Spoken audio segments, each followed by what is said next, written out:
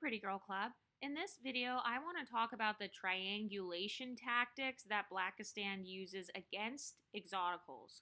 Because we all know that this space is a very inclusive type of space, and that is because people in the Black empowerment space, they wanted an exclusive space for unambiguous Black women. So all of the different types of women who are not unambiguous fit better into this space. But one thing I've noticed is that a lot of people, they try to pit us against each other because it's like a divide and conquer tactic. So one example is with Amara La Negra and Flo.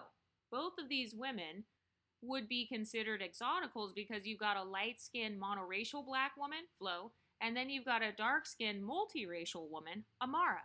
But I saw a lot of Black people saying, oh, well, Amara is prettier than Flo. So what they're doing is they will try to use featurism against exotical women.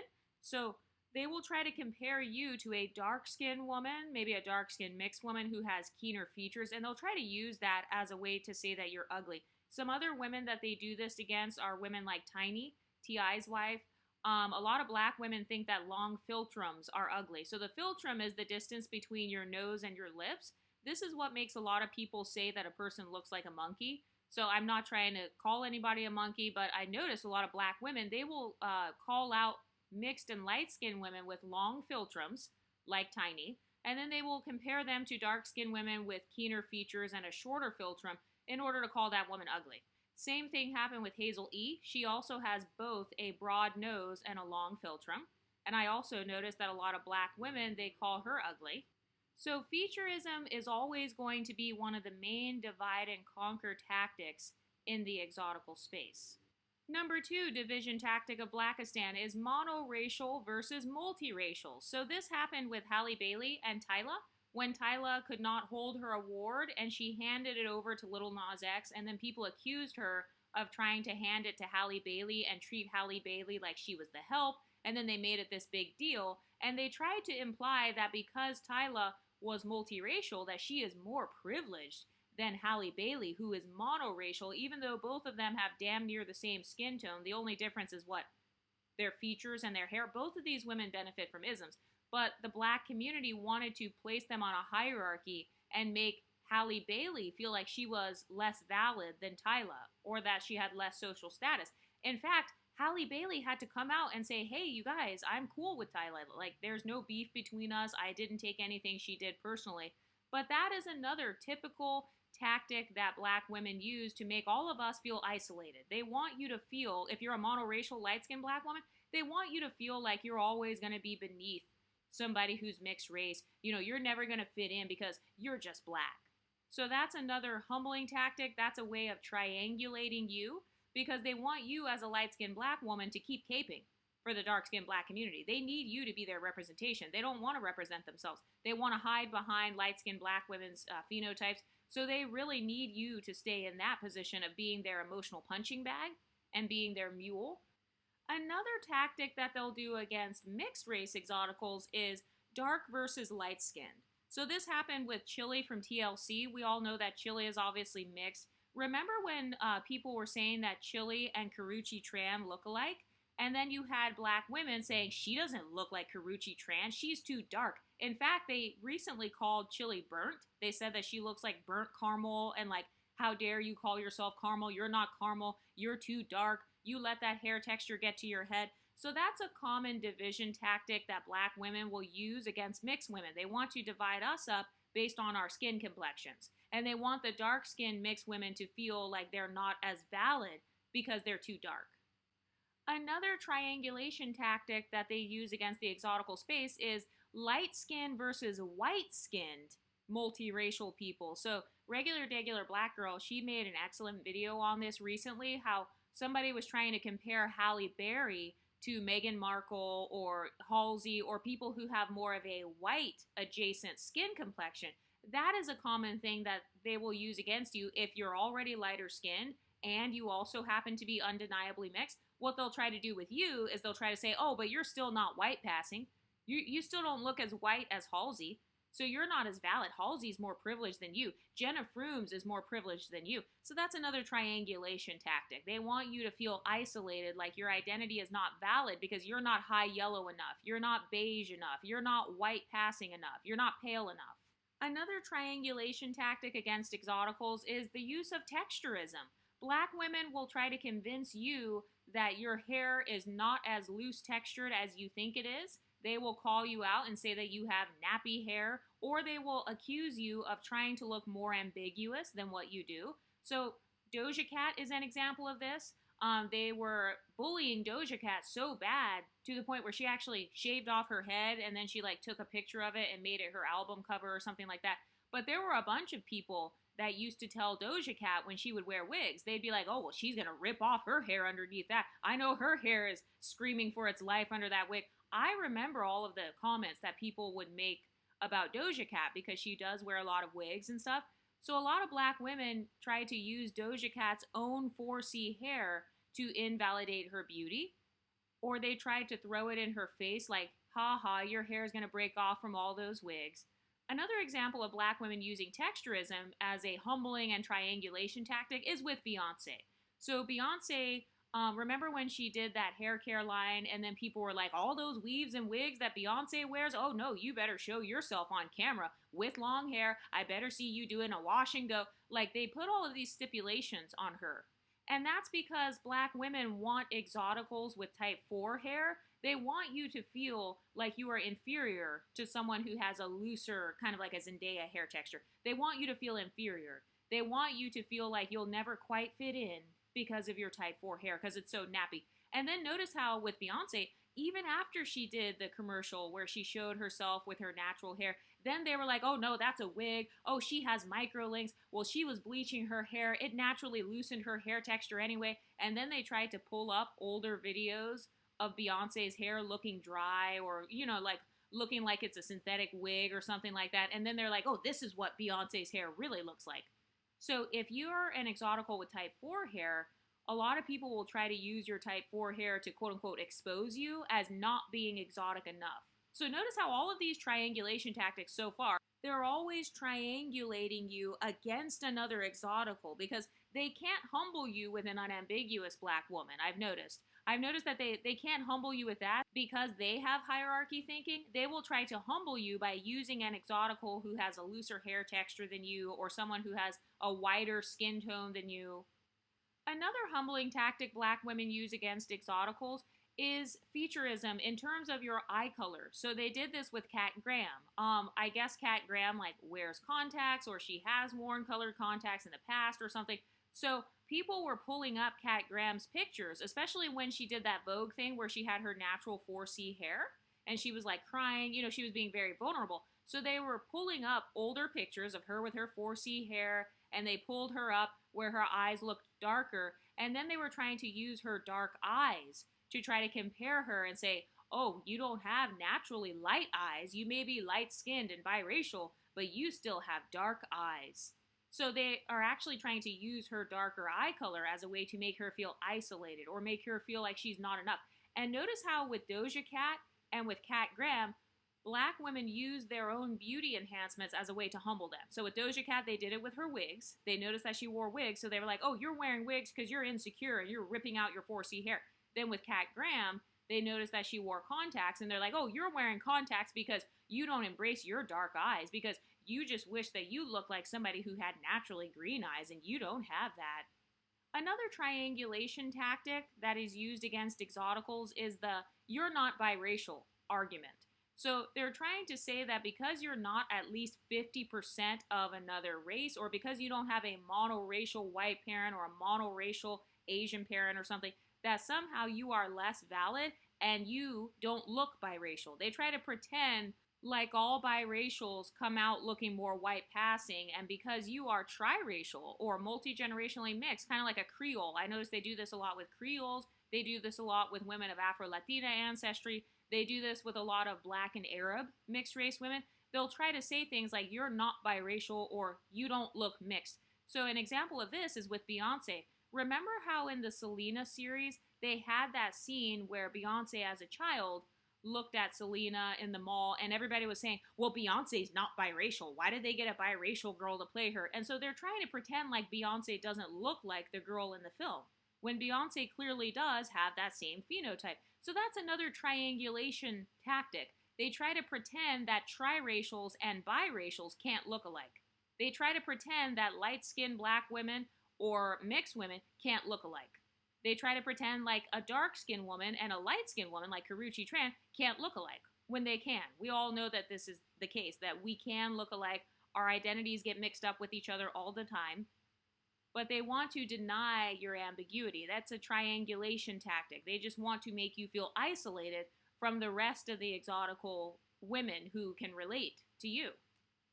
One of the humbling tactics that they'll use against biracials is they'll say things like, well, you're not even black at all, or you don't even look black at all, or they will say, you're not as pretty as so-and-so Afro-Latina, or you're not as pretty as a woman like Aaliyah, who's like more black adjacent looking. So they'll tell the Meghan Markle looking exoticals, oh, you don't even look black enough at all. Like, you're not even a beauty standard at all in the black community. An exotical like Aaliyah would look better than you. An exotical like Cardi B would look better than you. So then they try to divide us up into a hierarchy based on how many racial mixes you have. So they'll try to convince the biracial exoticals you're boring because you're just black and white. You just have a basic white American parent and a basic black American parent. Meanwhile, this other girl, she's Trinidadian, she's Indian, she's part Chinese, she's also part Creole. So they're trying to put you on a hierarchy based on how many mixes you have in your background. That's another triangulation tactic. They want you to feel isolated,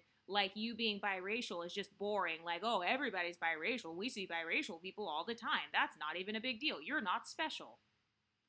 Another humbling tactic is you're not exotic. You're too black to be exotic, or you just look black.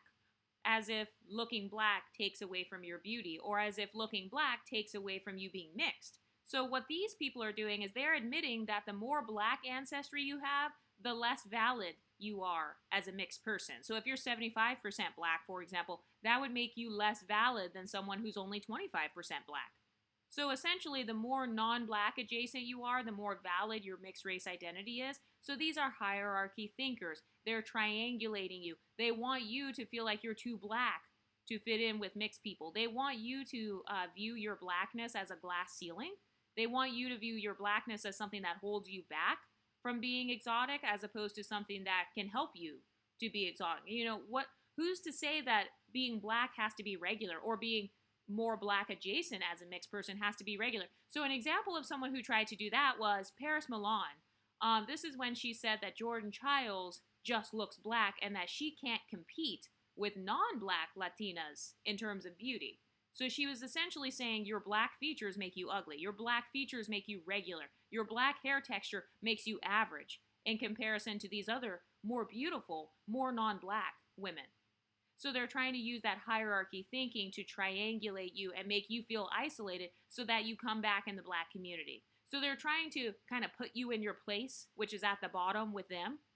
And we know this because this is their own talking points.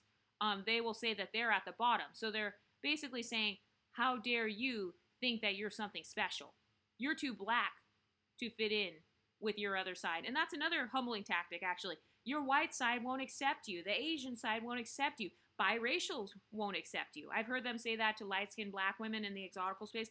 These biracial women in the exotical space, they won't accept you. These Creole women, all these multi-generationally mixed women, they won't accept you. And they'll say the same thing to dark-skinned women. You're just a token.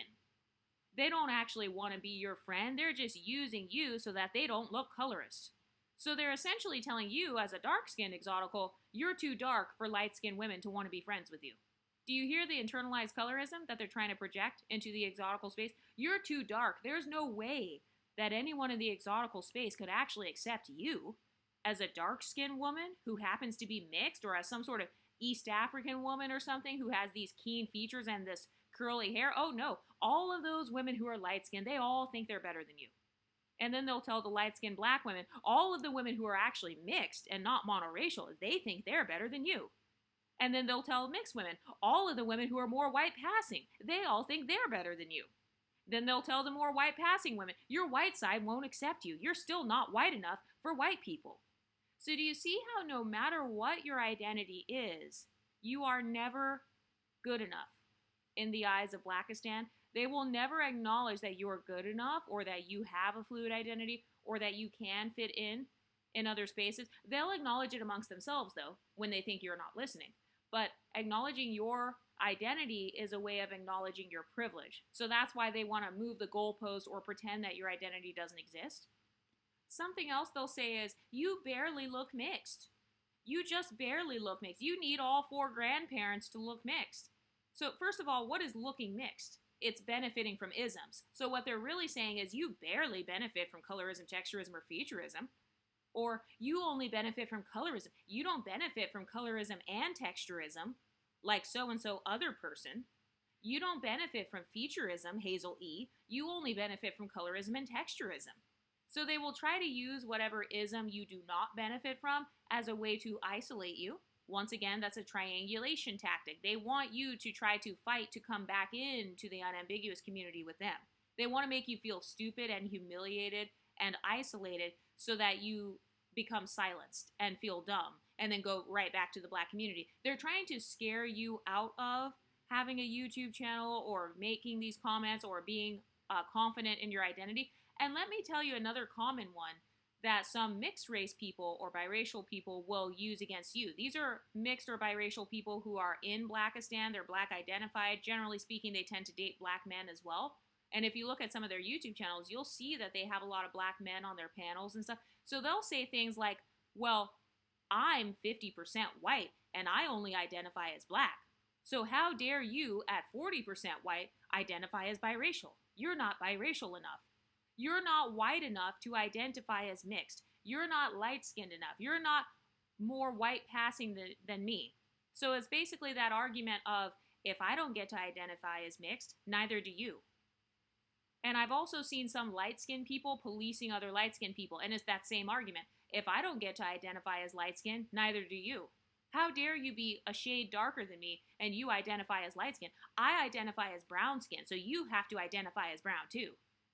No, you don't. That's just a triangulation tactic. That's a humiliation tactic. They're mad because you're blacker than them and more confident in your mixed race identity. They're mad because you're darker than them and more confident in your identity.